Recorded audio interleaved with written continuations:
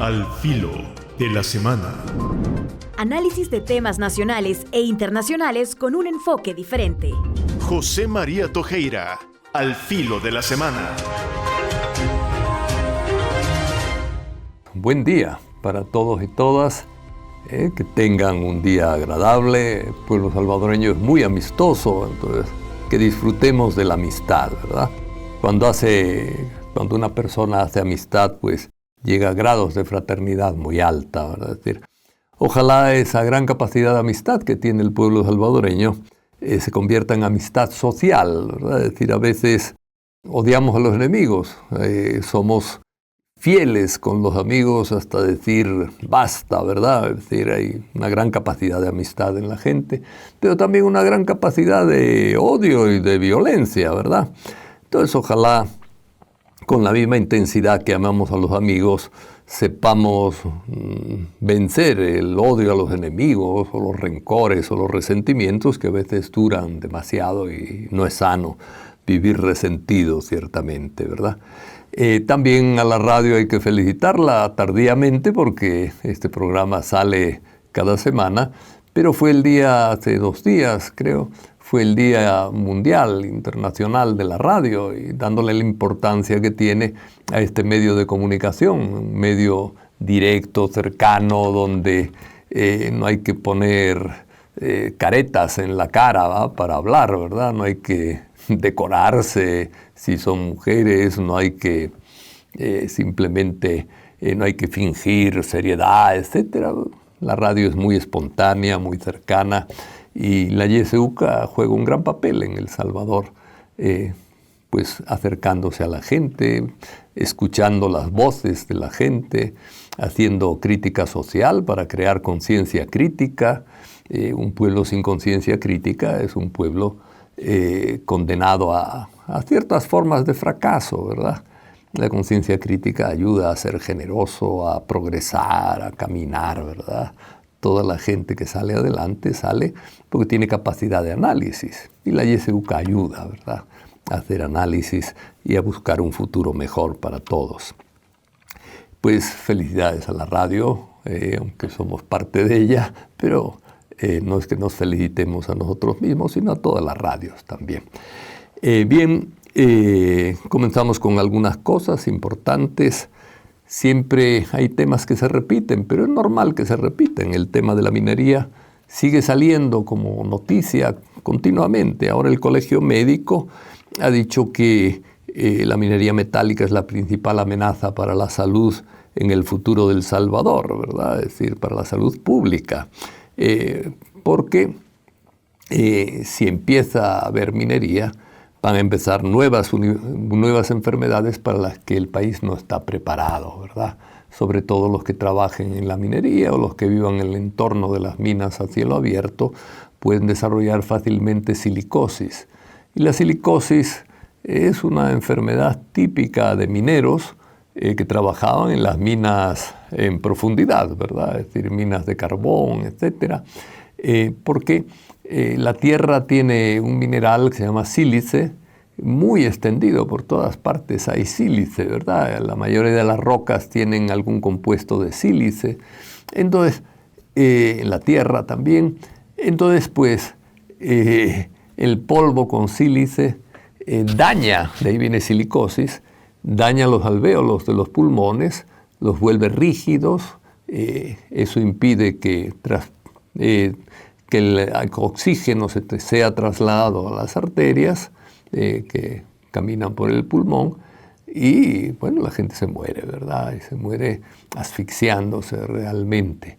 Y el país no está preparado para tratar la silicosis, ¿verdad?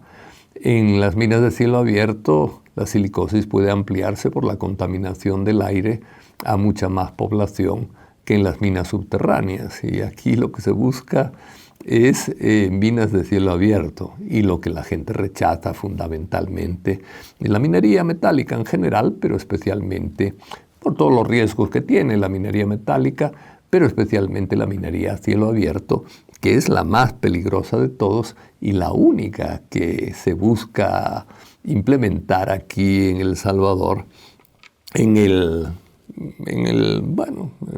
en los próximos tiempos. Ojalá que no se haga y ojalá tanta petición de la gente, tantas firmas ayuden a frenar esta cosa, ¿verdad? Es decir, iba a decir locura, pero no vamos a usar términos demasiado altisonantes.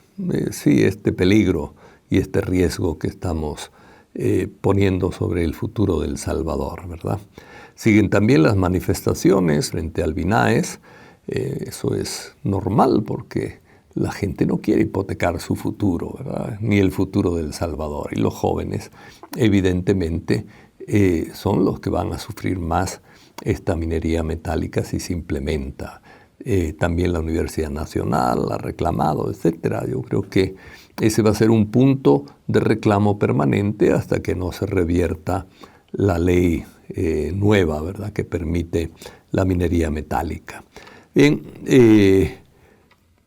también hay otro punto que se repite siempre y tenemos que mencionarlo, ¿verdad? No es porque solo sepamos una cosa o solo comentemos una cosa, sino porque son problemas reales que están ahí y que hay que ir profundizando en ellos. Bueno, pues hoy profundizamos bajo el aspecto de la medicina, en la minería metálica, con la enfermedad de la silicosis, que no había salido en la discusión anteriormente. Habían salido muchísimas cosas, pero esta no había salido. Bueno, pues van saliendo cosas. Lo mismo con los presos, ¿verdad? Miren, tenemos 1.659 presos por cada 100.000 habitantes. La mayoría de los países tienen, bueno, los que tienen mucho tienen 300, 400 presos por cada 100.000 habitantes. Nosotros 1.659. El segundo lugar en número de presos por habitantes es Cuba. Aquí hablamos muchas veces de que en Cuba hay realmente un régimen muy autoritario. Bueno, cuando hay mucho autoritarismo hay más presos. En Cuba tienen 794, es decir, nosotros más del doble, ¿verdad? 1.659 por cada 100.000 habitantes. Es importante caer en la cuenta de estos datos, es decir, podemos decir, no, que estamos más cómodos, sí, pero tanto preso implica que algunos presos son inocentes. Lo mismo en Cuba, es decir, en Cuba hay presos que están presos por opinar, simple y sencillamente. Y la opinión no es delito. Entonces, bueno, aquí tal vez por otras razones, no tanto por opinión, sino sobre todo por arbitrariedad, porque como no tienen capacidad de investigación o no la han desarrollado adecuadamente, pues para evitar un problema de delincuencia se llevan a todo el mundo, ¿va? O todo el mundo a los jóvenes, a mucha gente que también es inocente. Ojalá esto, pues, también cambie, ¿verdad? Es decir, dentro de esto, también otra cosa nueva es en los cambios legales que ha habido. Ya analizamos algo la semana pasada. Se insiste se ha aceptado el poner a los jóvenes delincuentes en las cárceles de mayores, en pabellones separados hasta que cumplan los 18 años y a los 18 años automáticamente pasarlos a los pabellones de adultos, ¿verdad? Y no concederles ni beneficios de libertad condicional ni libertad anticipada. Los que no son detenidos en el contexto del régimen continúan bajo CONAPINA. Lo preocupante es que no hay un análisis serio, ni eficaz, ni rápido, para determinar, investigar y determinar quién realmente ha cometido delitos dentro del mundo de las maras y quién no los ha cometido y qué delitos son de mayor gravedad o menor gravedad. Es decir, considerar esta idea de pertenencia clasificada y decidida por la policía o por la fiscalía a las maras, yo creo que también es injusto. Hay gente que vive o que vivía en zonas donde había maras y bueno, tenía que saludar, tenía que hablar, incluso si le preguntaban, ¿pasó por aquí la policía? Decir, sí, pasó hace media hora o la vi en tal lugar. ¿Qué iban a hacer? Que dejarles que les mataran. Digo, tenían que convivir con esa gente que era la que tenía el control del territorio. Bueno, considerar a estas personas mareros es absurdo, pues personas que se alegraban de que los mareros de verdad fueran detenidos. Es decir, porque estaban obligados a veces a hacerles algún favor, vamos a decirlo así, pero por simplemente sobrevivencia. Es decir, el castigar de la misma manera a unos y a otros porque, como los vimos juntos, decidimos que pertenecen a las maras, es un poco absurdo e injusto también, ¿verdad? Y especialmente hacer eso con los jóvenes. El ministro de Seguridad terminó diciendo que no creemos en la rehabilitación de terroristas independientemente de la edad. Miren, pues que no crean si no quieren, pero eso, actuar con ese punto de vista es no solamente peligroso, sino claramente injusto. Toda persona tiene derecho a ser rehabilitado. Es una de las funciones de las cárceles en El Salvador. Es decir, que no creo en la posibilidad de rehabilitación es un error. La Iglesia cree siempre en la capacidad de rehabilitación de las personas. Miren, San Pablo fue una persona que infundía terror a los cristianos, los perseguía injustamente, pero se arrepintió y se rehabilitó. Después fue una de las personas que más extendió el cristianismo en el mundo mediterráneo.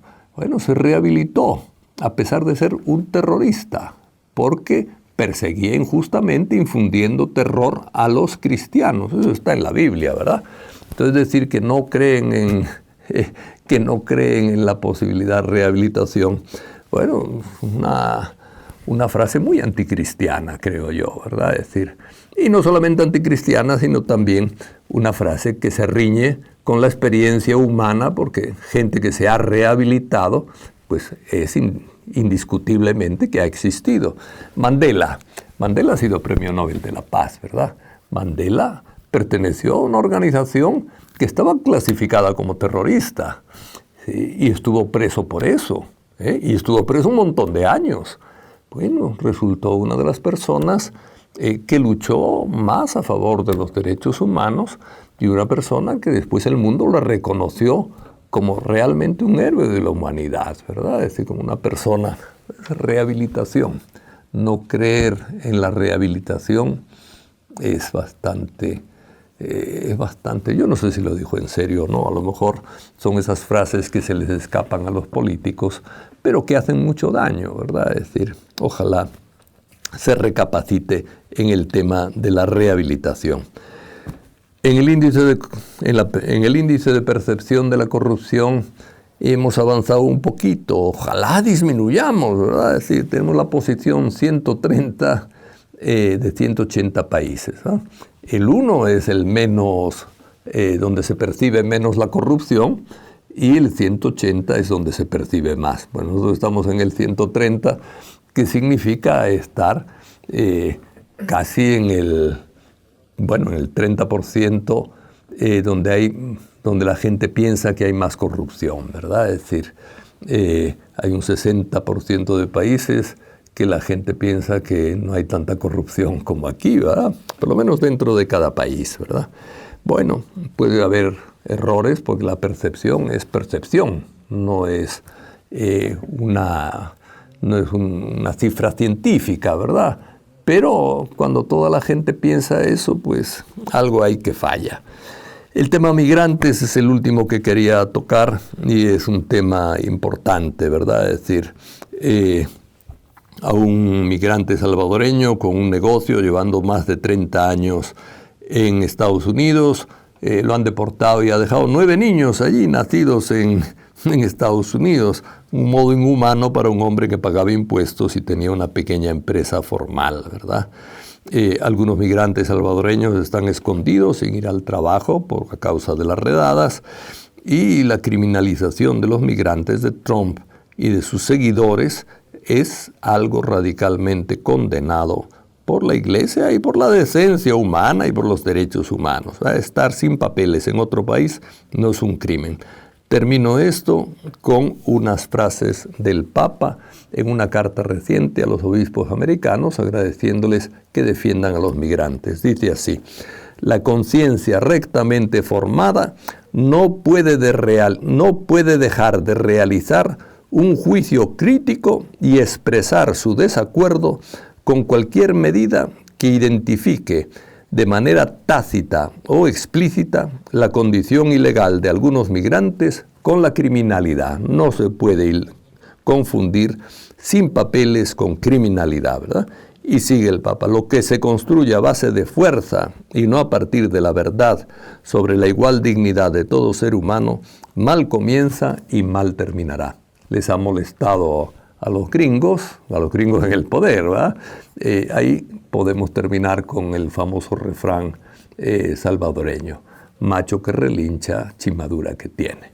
Bien, que tengan un buen fin de semana y que estas ideas nos ayuden a pensar un poquito más en la necesidad de ser amigos en el Día de la Amistad y en todo el año. Al filo de la semana. Análisis de temas nacionales e internacionales con un enfoque diferente. José María Tojeira, al filo de la semana.